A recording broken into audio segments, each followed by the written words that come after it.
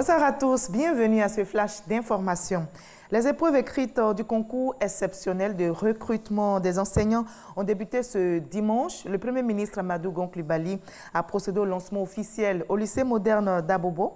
Ce recrutement exceptionnel de 10 300 enseignants du préscolaire, du primaire et du secondaire s'inscrit dans le cadre du programme social du gouvernement.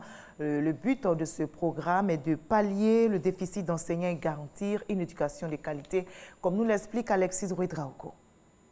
Lycée moderne d'Abobo ce dimanche, Amadou Gon Coulibaly procède au lancement du concours de recrutement exceptionnel de 10 300 enseignants. Entre deux mots d'encouragement, une doléance d'une candidate, revoir à la hausse le nombre de recrues. Que nous autres, là, qui avons passé au moins 4 fois, 3 fois, là, on puisse avoir l'espoir, c'est facile à d'avoir. L'occasion pour le chef du gouvernement d'expliquer le chiffre de 10 300 enseignants retenus. Pour ce qui est de ce concours, c'est exceptionnel. Il s'agit de combler un déficit qui a été évalué sur la base d'une réalité et de besoins donc objectifs. Mais travaillez bien. Au lieu de prier pour que la prochaine fois, vous ayez ceci ou cela, travaillez bien et vous allez être admise. Le recrutement exceptionnel d'enseignants s'inscrit dans le cadre de la politique du gouvernement d'accorder la gratuité de l'école pour les enfants de 6 à 16 ans. Il est soutenu par la mise en œuvre d'un vaste programme de construction et d'équipement d'établissements scolaires sur toute l'étendue du territoire. L'investissement le plus important pour l'avenir d'un pays, c'est l'investissement dans l'éducation. C'est pour cela que la décision de l'éducation donc pour tous a été prise. Et c'est pour cela que le gouvernement se donne donc les moyens, en décidant de combler le déficit en enseignants qui a été évalué par Madame le ministre de l'Éducation nationale à environ donc 10 300, et ceci en dehors des recrutements qui se font de manière normale, donc par des concours. Elle a d'ailleurs lancé hier donc le concours donc normal d'entrée donc au CAFOP. Au-delà du secteur de l'éducation, le gouvernement est aussi engagé à travailler au bien-être des populations. Nous avons noté qu'il était important, et le président de la République a décidé ainsi, que 2019 et 2020 permettent de régler au quotidien les questions auxquelles nos compatriotes sont confrontés tous les jours. L'accès à l'eau, l'accès à l'électricité, l'emploi donc des jeunes, l'éducation, la santé, etc.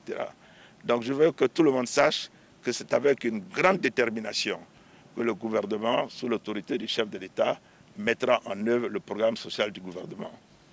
Je note que certains hommes politiques parcourent le pays parce qu'ils savent que nous allons régler tous ces problèmes, pour faire croire aux populations que c'est parce qu'ils sont allés ici et là qu'après le gouvernement a fait telle ou telle chose.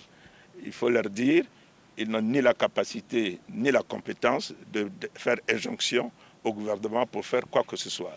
Ce que nous sommes en train de faire, nous le faisons parce que nous l'avons pensé, nous avons identifié les besoins et nous allons mettre en œuvre tout ce que nous avons promis aux Ivoiriens, que ce soit dans l'eau, dans l'électricité, dans l'éducation, dans la santé ou au niveau de l'emploi des jeunes. Samedi, ils étaient un peu plus de 58 000 candidats à composer pour les 6 000 places du concours ordinaire du CAFOP, instituteur adjoint. Et les épreuves se déroulent aussi à Yamoussoukro. Plus de 5 000 candidats sont en lice dans la capitale politique ivoirienne pour ce recrutement exceptionnel d'enseignants. 2 membres du gouvernement, les ministres Raymond Goudou Kofi et Souleymane Diarra-Souba, ont donné le top départ des épreuves ce dimanche à Yamoussoukro. Loin de la Côte d'Ivoire, au Burkina Faso, se tient la 11e conférence des présidents d'assemblée et de section de la région Afrique de l'APF, Assemblée parlementaire de la francophonie. La sécurité dans le Sahel et la situation des personnes non déclarées à la naissance sont les sujets à l'ordre du jour de cette rencontre qui se déroule à Ouagadougou, la capitale burkinabé. Les parlementaires africains et francophones sont invités à plus d'engagement pour une réponse efficace face à ces fléaux qui minent le continent. La Côte d'Ivoire est représentée à cette réunion par les présidents Jeannot Ahoussou Kouadio du Sénat et de Amadou Soumoro de l'Assemblée nationale.